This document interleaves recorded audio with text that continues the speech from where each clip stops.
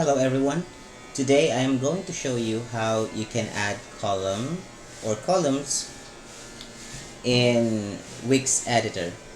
Okay, so let's begin. So here's the Wix editor.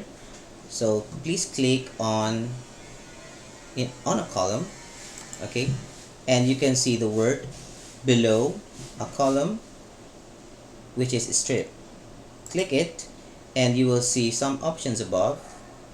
Click on manage columns, okay, and uh, a dialog box will appear and you can click add column to add column. Okay, so when you click it, it will automatically appear on the page. Okay, so that is how you are going to add column in Wix editor.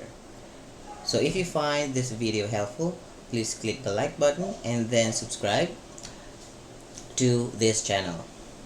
Thank you very much.